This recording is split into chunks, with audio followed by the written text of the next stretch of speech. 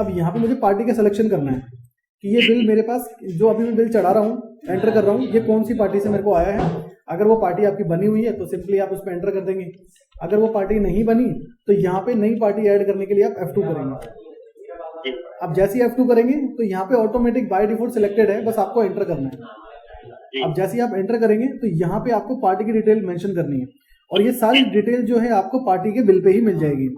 जैसे कि जो आपके पास बिल आया, इसमें पार्टी का प्रॉपर नाम भी मेंशन है, एड्रेस भी मेंशन है, और GST नंबर भी मेंशन है इनका।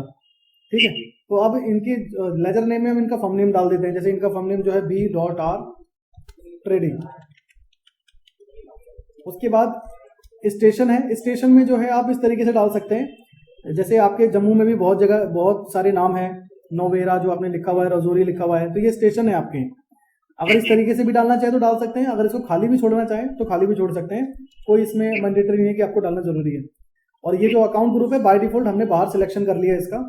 उसके बाद ये आपका बिल बाय बिल रहेगा, और ओपनिंग बैलेंस में अगर आपने काम आज से स्टार्ट किया है इनका, और कल तक का जो भी ओपनिंग है, जो भी इनको आपको देना है या इनसे लेना है, आप यहाँ पे वो बैलेंस डाल देंगे। सपोज मैं 5,000 रुपये डालता हूँ, और 5,000 रुपये मैंने यहाँ पे ये मेंशन कर दिया कि मेरे को 5,000 रुपये इनसे लेने हैं। अगर मुझे 5,000 रुपये इनसे लेने हैं तो मैं यहाँ पे DR ही करूँगा, और अगर मुझे इनको 5,000 रुपये देने हैं तो मैं यहाँ पे CR करूँगा, अगर मुझे पे करना है इनको पैसे तो। ठीक है, तो इस तरीके से आप इनका ओपनिंग बैलेंस डाल सकते हैं। तो मैं इसको 5,000 अभी तो मैं इसे 0 कर देता हूँ। उसके बाद मेल टू में ऑटोमेटिक इनकी कंपनी का नाम आ जाएगा, और जैसे ही आप एंटर करेंगे, अब यहाँ पे इनका आप एड्रेस मेंशन करेंगे। अब एड्रेस जो है आपको इनके बिल में ही मिल जाएगा, तो आप यहाँ पे इनका एड्रेस मेंशन करिए, क्योंकि मुझे जो है शो नहीं हो रहा प्रॉपर इनकी जो डिटेल्स है। अब एड्रेस मेंशन करने के लिए भी 3 लाइन है, अगर पहली लाइन में नहीं आता तो दूसरी लाइन में भी आप डाल सकते हैं, तीसरी में भी डाल सकते हैं। ठीक है, उसके बाद आप इस एंटर करें। ये एड्रेस डल गया सर इनका पूरा? ठीक है, अब इसके बाद अगर इनका एड्रेस ज़्यादा बड़ा होता और यहाँ नहीं आता पहले लाइन में, तो हम दूसरे में कर देते, तीसरे में कर देते, अगर नहीं आता तो।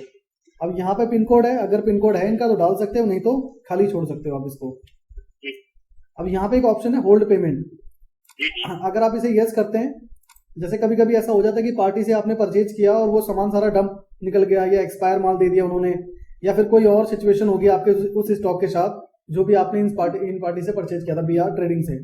तो उस केस में क्या है कि अब आपके पास परचेज की बहुत सारी पार्टियां हैं, तो आप क्या है कि आपको ध्यान नहीं रहेगा कि अगर क्योंकि डायरेक्टली BR ट्रेडिंग तो आपसे पैसे लेने नहीं आएगी, या तो इनका कोई सेल्समैन आपके पास आएगा, कोई MR आएगा इनका आपके पास कि आप अपने पुराने बिल की पेमेंट कर दो। तो उस टाइम पे हो सकता है कि आपके लड़के को ध्यान ना हो, आपको ध्यान ना हो, और आप उनको पेमेंट कर दें और इनके बिल के साथ प्रॉब्लम आ रखी है। तो उस केस में आप क्या करेंगे ना, इनकी पेमेंट को होल्ड कर देंगे। अब जैसे ही आप इसकी पेमेंट की एंट्री करेंगे तो सॉफ्टवेयर इनकी पेमेंट की एंट्री होने नहीं देगा, ये बताएगा कि आपने इनकी पेमेंट होल्ड कर रखी है। अब जैसे ये सॉफ्टवेयर आपको नोटिफिकेशन दे देगा कि आपने इनकी पेमेंट होल्ड कर रखी है, तो आपको ऑटोमेटिकली याद आ जाएगा कि हम कभी भी किसी की पेमेंट अगर होल्ड करते हैं तो उसके कुछ ना कुछ उसकी प्रॉब्लम रही होगी, स्टॉक की या बिलिंग की, या कुछ और रीजन रहा होगा। तो इस तरीके से आप कर सकते हैं। तो अभी इसको मैं नो ही यहाँ पे छोड़ देता हूँ। उसके बाद सारी बेसिक डिटेल, जैसे इनकी ईमेल आईडी क्या है, आप ईमेल आईडी यहाँ पे मेंशन कर सकते हैं।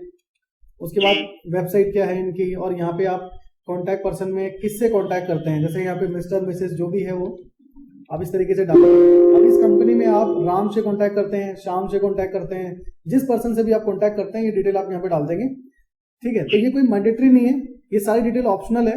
मैंडेटरी डिटेल इसमें सिर्फ 2 से 3 चीजें, जैसे उसकी फर्म का नेम, एड्रेस और GST नंबर, बाकी की कोई भी चीजें जो है मैंडेटरी नहीं है। ये सारी चीजें एडिशनल है। अगर ये डिटेल अगर आप डालते हो, अगर कोई भी पर्सन आपकी बिलिंग कर रहा है या मैनेज कर रहा है, आपके इसमें कोई भी काम कर रहा है, तो आप उस टाइम पे कह सकते हो कि इस BR कंपनी में चेक करो कौन सा पर्सन है जिससे हमें कॉन्टैक्ट करना है। तो वो नाम अगर मेंशन है तो उसी नाम से, उसी पर्सन से आप कॉन्टैक्ट कर सकते हो। तो अगर आप डालना चाहो तो डाल सकते हो कि इस कंपनी में आप राम से कॉन्टैक्ट करते हैं, और फिर जो लास्ट में इसका जो लास्ट नेम है आप डाल सकते हो। अब डेजिग्नेशन में, अब जैसे BR ट्रेडिंग है, हो सकता है बहुत बड़ी कंपनी है, अब इसमें बहुत सारे पर्सन है, अलग अलग उनके डेजिग्नेशन है। अब जो ये राम है, राम आपका ये इस कंपनी का सेल्समैन है। ठीक है, तो जो भी डेजिग्नेशन है उसकी कि सेल्समैन है, मैनेजर है, ऑनर है, या कोई और पर्सन है, तो आप यहाँ पे मेंशन कर दोगे कि जो राम है, राम इनका सेल्समैन है। उसके बाद यहाँ पे इस कंपनी के रिगार्डिंग जितने भी इनके नंबर्स हैं वो नंबर्स आप यहाँ डाल दोगे, जो भी इनके लैंडलाइन नंबर है, लैंडलाइन नंबर आप डाल देंगे जैसे आप मेंशन कर रहे हैं, ये है नहीं।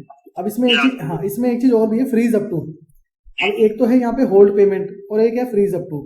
होल्ड पेमेंट में तो ये है कि अगर आपने इसको यस कर दिया तो जब तक आप इसको लेजर को मॉडिफाई करके नो नहीं कर दोगे तब तक इसकी कोई भी पेमेंट की एंट्री नहीं होगी, ठीक है।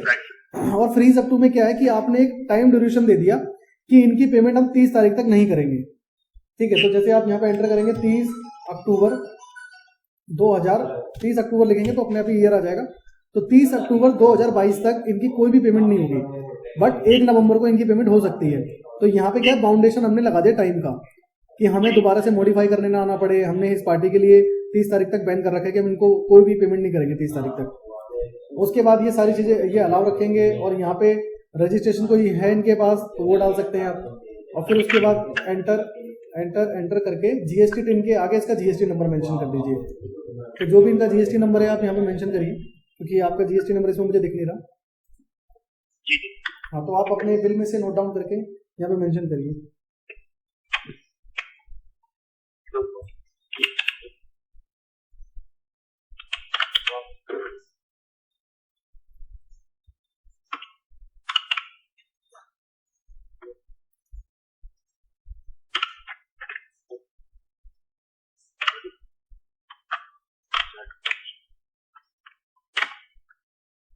ठीक है, उसके बाद ये सारे के सारे लाइसेंस नंबर है, जैसे पहले वैट चला करता था, फिर सर्विस टैक्स चला करता था, अब ये सारे जो है बंद होकर आ गए हैं जीएसटी के अंदर। बट अभी भी जो है 2 से 3 इंडस्ट्री ऐसी है जहाँ पे अभी भी वैट चल रहा है, सर्विस टैक्स चल रहा है, सारे ये टैक्स अभी भी एप्लीकेबल है। जैसे पेट्रोल पे है, लीकर पे है, अभी भी इन पे वैट वगैरह चालू है। तो इसीलिए यहाँ पे दिए हुए हैं, अगर आप डालना चाहो डाल सकते हो, अगर किसी का है, नहीं तो आप इसको एंटर कर दोगे। आपके इसमें अगर आएगा तो फूड लाइसेंस आएगा। अगर किसी पार्टी के पास फूड लाइसेंस है, जैसे आपके इसमें फूड लाइसेंस जरूर मिलेगा एफएसएसआई का।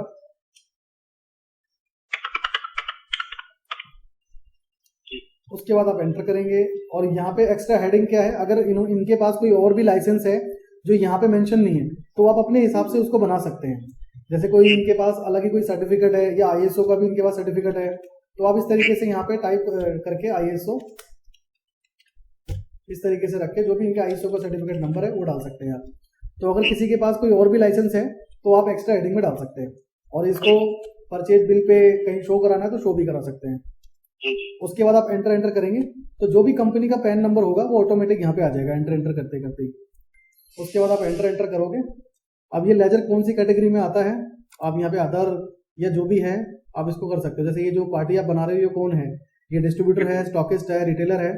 तो अगर आप यहाँ पे लगाते हो तो इसकी रिपोर्ट भी आपको आगे मिलेगी। जैसे मैंने आपको आइटम बनाते हुए सारे रिपोर्ट दिखाए थे कि अगर आप ये करते हो तो इसकी रिपोर्ट कहाँ मिलेगी, तो ये भी रिपोर्ट आपको मिलेगी आगे जाके।